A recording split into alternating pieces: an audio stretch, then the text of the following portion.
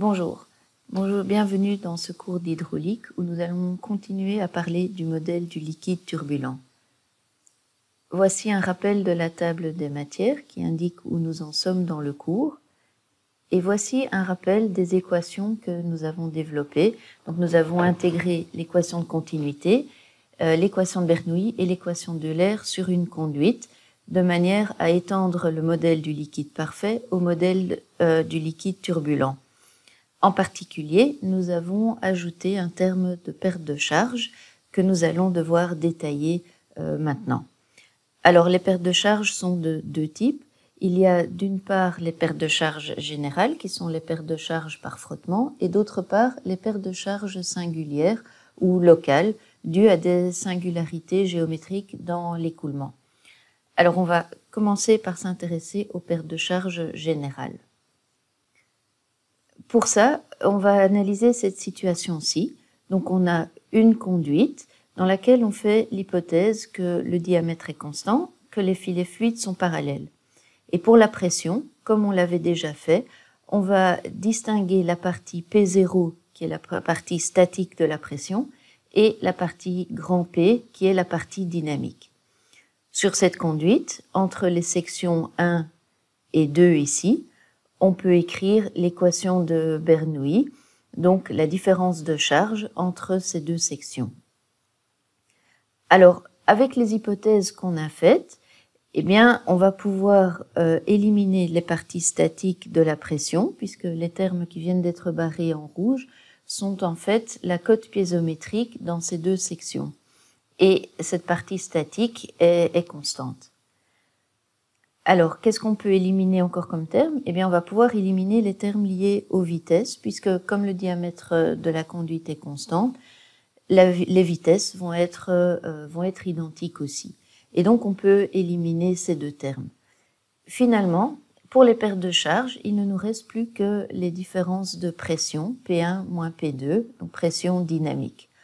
Donc, dire que les pertes de charge sont égales à moins delta P sur gamma. Alors, tout l'enjeu maintenant pour la détermination de ces pertes de charge va être d'exprimer delta P en fonction de toute une série d'autres grandeurs physiques. Et pour faire ça, on va utiliser le théorème de Buckingham ou l'analyse dimensionnelle qu'on avait développé au cours passé. Quelles sont les grandeurs physiques d'intérêt avec lesquelles on va devoir travailler ici? Tout d'abord, les pertes de charge, représentées donc par delta P, comme on l'a vu précédemment, qui représente la différence de pression. Les unités sont des newtons par mètre carré ou encore des kilos par seconde carré et mètre. On a donc comme unité fondamentale des unités de masse, de longueur avec un exposant -1 et de temps avec un exposant -2. Il nous faut maintenant continuer à identifier toutes les autres grandeurs physiques qui vont être intéressantes pour notre problème. Alors, quelles sont ces grandeurs physiques? Eh bien, on en a tout d'abord qui sont liées au liquide lui-même. Donc, on travaille avec de l'eau et les grandeurs physiques qui vont nous intéresser et qui permettent de caractériser l'eau, eh bien, ça va être la masse volumique ρ, ici, et la viscosité nu, dont les unités sont données dans la deuxième colonne et exprimées ici en unités fondamentales. Alors, après avoir exprimé les grandeurs physiques d'intérêt du liquide, on doit aussi exprimer celles qui sont liées à la conduite, puisque l'écoulement se fait dans une conduite. Et quelles sont les grandeurs qui vont caractériser la conduite? Eh bien, on a le diamètre, la longueur de la conduite et epsilon qui va représenter la rugosité de la conduite. La rugosité qui s'exprime en mètres parce qu'elle représente la taille des aspérités qu'on a sur la conduite. Donc vous imaginez par exemple une conduite en béton, eh bien la taille des aspérités sera de l'ordre de grandeur de la taille des grains de sable, puisque le béton ou le ciment sont constitués entre autres de sable. Alors toutes ces grandeurs physiques liées à la conduite ont toutes les mêmes unités, des mètres, et donc des unités de longueur. Passons maintenant à l'écoulement. Donc il faut aussi décrire des grandeurs physiques de l'écoulement, et la grandeur physique importante pour caractériser l'écoulement, c'est la vitesse. qui s'exprime en mètres par seconde, donc L fois T exposant moins 1. Enfin, dernier élément, il y a la gravité dont on va tenir compte aussi, G, donc l'accélération de la pesanteur en mètres par seconde au carré, des unités donc de longueur et de temps exposant moins 2. Alors, si on continue à partir de là l'application du théorème de Buckingham, une fois qu'on a identifié les grandeurs physiques, il nous faut maintenant les compter d'abord. Combien de grandeurs physiques est-ce qu'on a? Eh bien, on en a 1, 2, 3, 4, 5, 6, 7, 8. On a 8 grandeurs physiques qui dépendent de 3 unités fondamentales, unités de masse, de longueur et de temps. Ça veut dire qu'on va écrire 5 produits adimensionnels. Et avant d'écrire ces 5 produits adimensionnels, il nous faut déterminer 3 nouvelles unités fondamentales parmi les grandeurs physiques qu'on a sélectionnées ici. Alors, qu'est-ce qu'on va choisir comme nouvelles unités fondamentales? On va en prendre une idéalement dans chaque catégorie principale. Alors ici, on va choisir la masse volumique dans la catégorie du liquide. On va en choisir une dans la conduite, et là, on va sélectionner le diamètre de la conduite, et puis, assez logiquement, une grandeur physique aussi qui est liée à l'écoulement, donc la vitesse.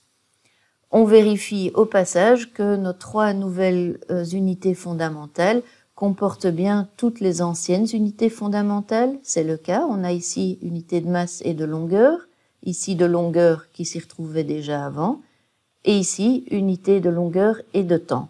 Donc on a bien nos 3 unités fondamentales, et on voit aussi qu'on peut obtenir aucune de ces 3 grandeurs comme combinaison des autres. Donc on va pouvoir commencer l'analyse dimensionnelle et surtout l'identification de nos 5 produits adimensionnels. Alors, commençons par le premier. Comme on a identifié nos 3 grandeurs fondamentales, ρ, d et v, on va exprimer le premier produit qui est lié à delta P, la différence de pression. Pour ça, on va écrire pi1, donc premier produit, qui est delta P, fois nos 3 nouvelles unités fondamentales avec des exposants qu'il nous faudra déterminer pour que pi1 soit réellement un produit adimensionnel.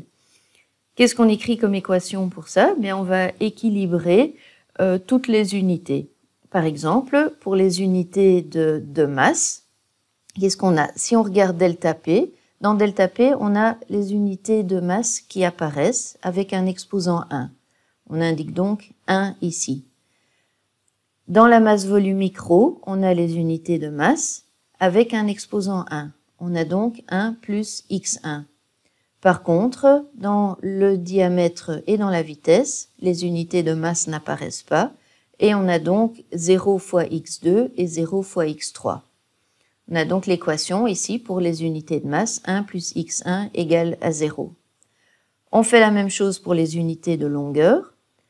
Dans delta P, on a les unités de longueur avec un exposant moins 1. On retrouve donc moins 1 ici. Ensuite, dans la masse volumique, on a les unités de longueur avec un exposant moins 3. On retrouve moins 3x1 ici. Dans le diamètre, on retrouve les unités de longueur avec un exposant 1. On a donc plus x2. Et enfin, dans la vitesse, on a les unités de longueur aussi avec un exposant 1. Et on va donc retrouver plus x3. Donc cette équation va nous permettre de déterminer aussi d'autres exposants. On fait la même chose pour le temps. Alors pour le temps, dans notre grandeur physique delta P, on a le temps avec un exposant moins 2. On va donc retrouver moins 2 ici. Dans la masse volumique et dans le diamètre, le temps n'apparaît pas. Par contre, il apparaît dans la vitesse. On a donc moins x3. Et en résolvant ce système de 3 équations à 3 inconnus, on trouve les valeurs de x1, x2 et x3. En appliquant ces exposants qu'on vient de trouver au produit adimensionnel, on peut trouver son expression, qui est celle-ci, delta P divisé par ρ V carré. Alors en fait, ce qu'on a fait apparaître là, c'est un nombre un peu particulier qui s'appelle le nombre d'Euler. C'est un nombre dont on ne va pas se servir ici, puisqu'il est utile plutôt pour des écoulements compressibles. Nous, on travaille en incompressible. Donc ce premier produit, finalement, ne va pas nous être très utile. Passons maintenant au second produit adimensionnel, celui qui va concerner la viscosité, qui est ici.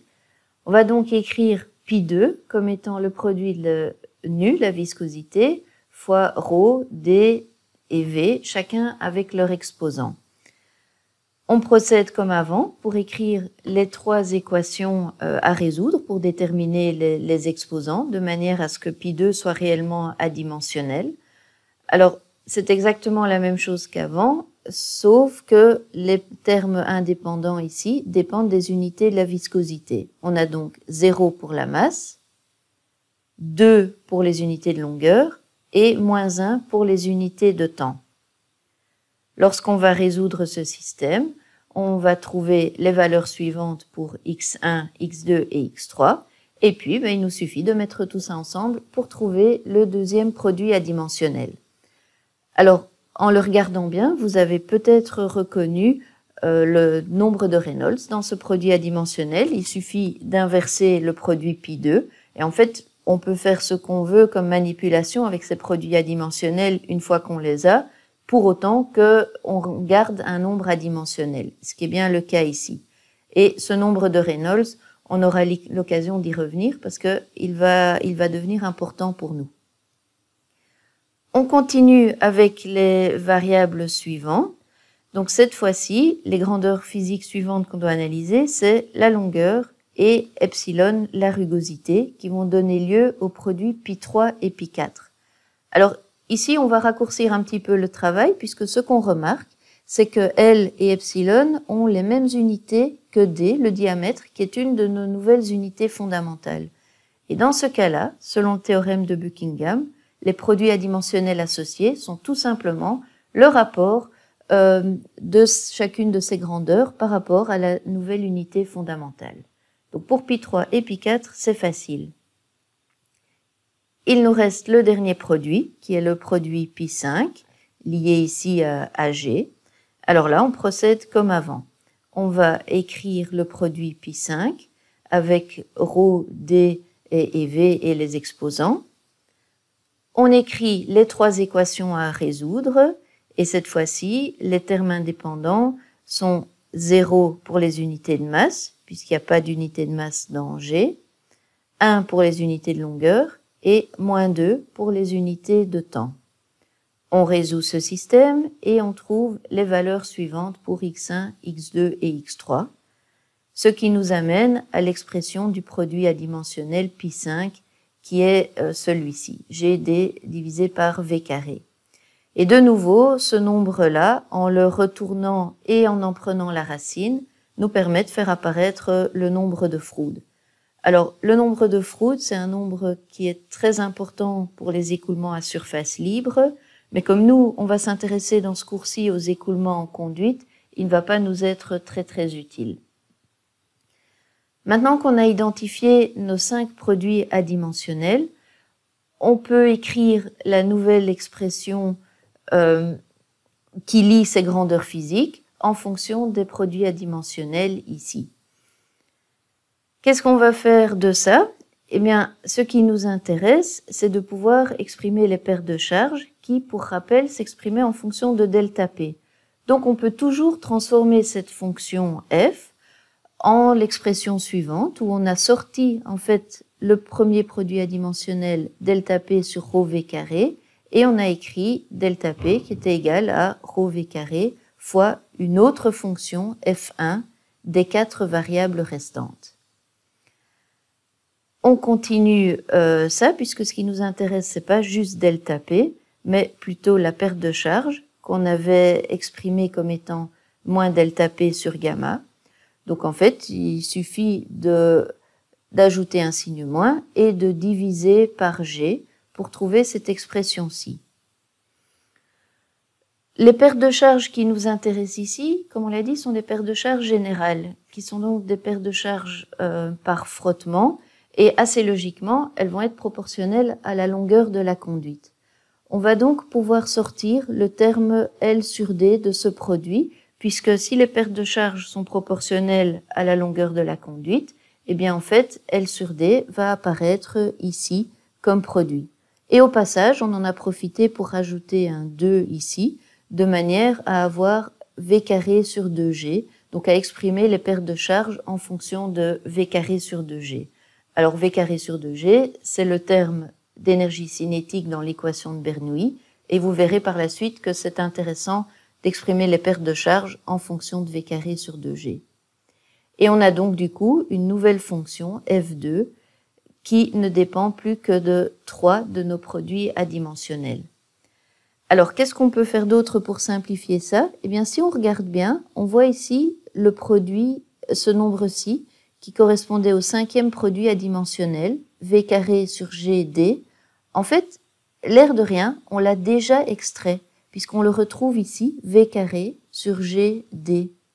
On va donc pouvoir le supprimer ici de cette parenthèse, et finalement arriver à l'expression des pertes de charge, qui est la suivante, V carré sur 2G fois L sur D fois une fonction phi qui va dépendre du nombre de Reynolds et de la rugosité, qu'on va appeler la rugosité relative, epsilon sur D.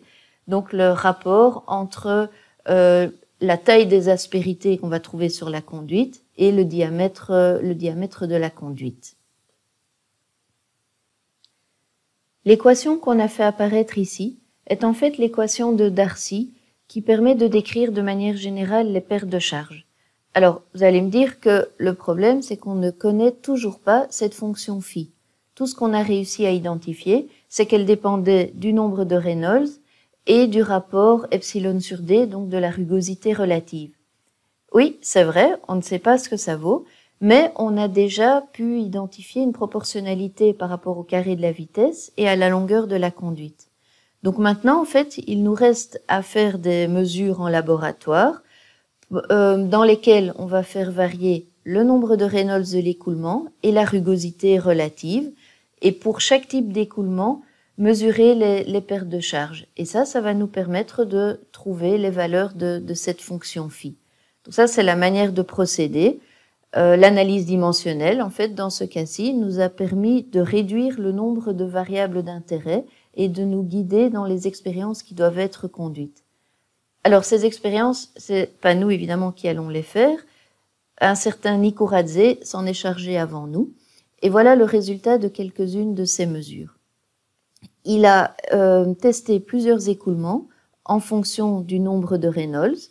Donc, vous voyez qu'évidemment, on peut avoir un même nombre de Reynolds pour différentes combinaisons de vitesse, de diamètre de conduite et de viscosité. Donc, on a en abscisse le nombre de Reynolds. Et alors, en ordonnée, ce qu'il a indiqué, c'est le coefficient de frottement phi, qui est le rapport entre la perte de charge mesurée et V carré sur 2G fois L sur D. Alors, on observe plusieurs zones dans ce graphique qu'on détaillera par la suite, mais vous voyez déjà qu'il y a toute une série de mesures et on a différentes courbes qui correspondent à différentes rugosités relatives. Ça, c'est un jeu d'expérience de Nikuradze, mais d'autres ont également travaillé sur le problème. Et finalement, Moody est un chercheur qui a analysé plusieurs milliers de données obtenues par différentes personnes, principalement celles de Nikuradze. Il a analysé tout ça avec ses collaborateurs pour produire ce graphique du facteur de frottement phi en fonction du nombre de Reynolds et de la rugosité relative epsilon sur D. Dans ce graphique, on va identifier plusieurs zones qu'on va détailler. Premièrement, la droite bleue, sur laquelle on peut voir que le coefficient de frottement phi vaut 64 sur le nombre de Reynolds. Comme le diagramme a une abscisse logarithmique, eh bien, cette fonction 64 sur Reynolds se traduit par une ligne droite, comme on le voit ici. Si vous vous souvenez du cours dans lequel on a développé l'écoulement de Poiseuil, eh bien, vous aurez peut-être reconnu les pertes de charge qu'on avait identifiées à ce moment-là. on avait identifié la perte de charge petit j, donc perte de charge par unité de longueur, comme étant V carré sur 2G fois 64 sur le nombre de Reynolds. Donc ici, on est tout à fait dans la théorie du liquide visqueux, et c'est exactement ça que représente cette zone-ci de l'écoulement. C'est l'écoulement visqueux ou laminaire, qui est valable jusqu'à un nombre de Reynolds qui vaut 2000 environ. Donc pour des nombres de Reynolds assez faibles, on a un écoulement laminaire. Alors si on continue à examiner le graphique, on a cette courbe verte ici en dessous, qui est la limite inférieure du graphique. Si on regarde en termes de rugosité relative, la limite inférieure signifie une rugosité relative quasiment nulle, ou en tout cas très faible par rapport à l'écoulement. Et c'est effectivement ça que représente cette courbe verte, dont l'équation est donnée a été donnée par Blasius, qui donne le coefficient de frottement en fonction du nombre de Reynolds. Et c'est ce qu'on va appeler un écoulement lisse. C'est la limite lisse. Ensuite, on a les deux zones suivantes, la zone marron et la zone rouge. Ce qu'on remarque, c'est que dans la zone marron, le coefficient de frottement dépend encore du nombre de Reynolds, puisqu'il évolue, il diminue en fait quand le nombre de Reynolds augmente. Et puis, dans la zone rouge, le coefficient de frottement ne semble plus dépendre du nombre de Reynolds. Il dépend uniquement de la rugosité relative. Alors, comment décrire la rugosité dans ces cas-là? Eh bien, Coolbrook et White ont proposé une expression qui est générale, qui est un peu complexe à résoudre, mais qui est générale et qui permet de décrire la valeur du coefficient de frottement dans ces deux zones. Dans ce que nous, on va faire, on va particulièrement s'intéresser à cette zone rouge où le coefficient de frottement est constant. Dans cette zone, on voit que ça correspond à des nombres de Reynolds assez grands en fait.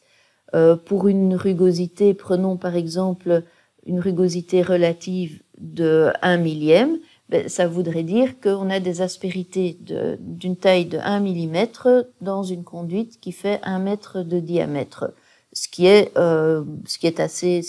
assez classique.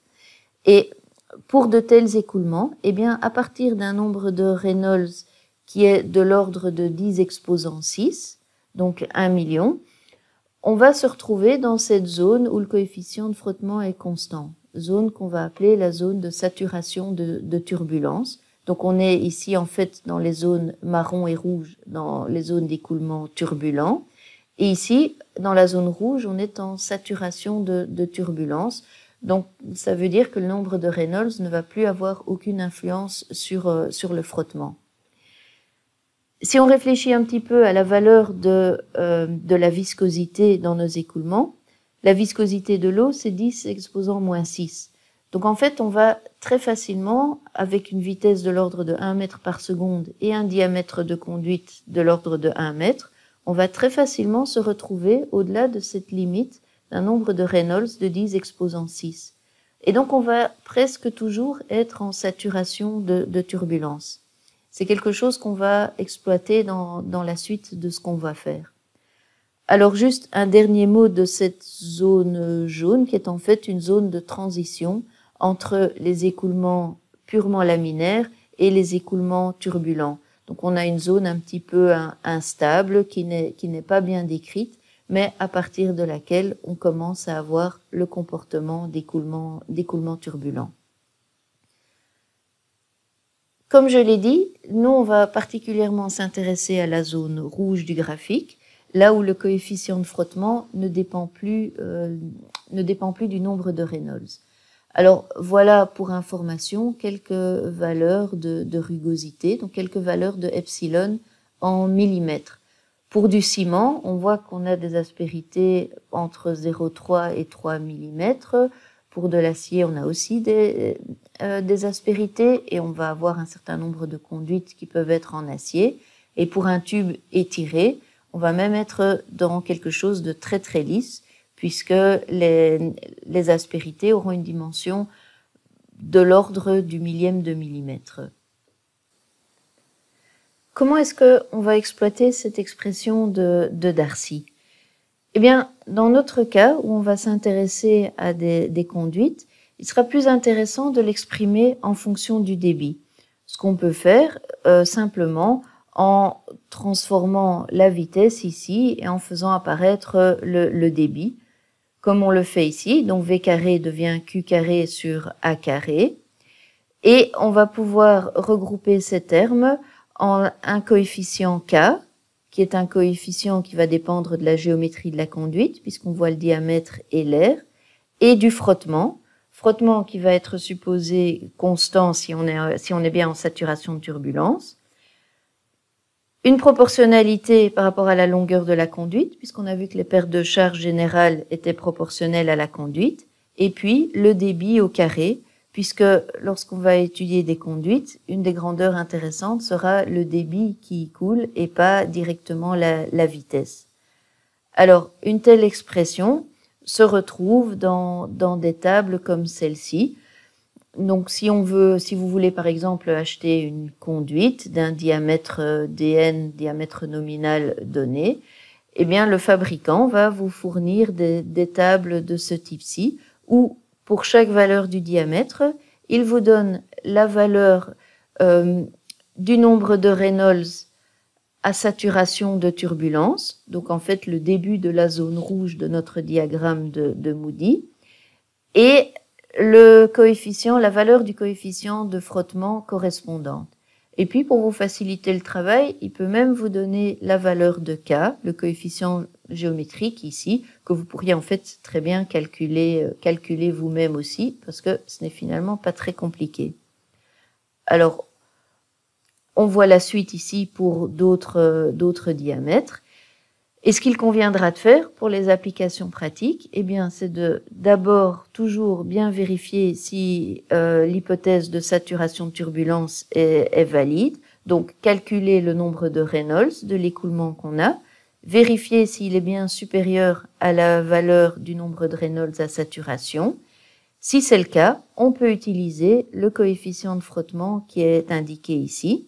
Si ce n'est pas le cas, il faut utiliser la formule de Coolbrook et White pour calculer le coefficient de frottement. Et puis après, il suffit d'utiliser la formule pour calculer les pertes de charge en fonction de la longueur de la conduite. Voilà, donc ceci termine cette première partie sur les pertes de charge générales, donc par frottement le long de la conduite.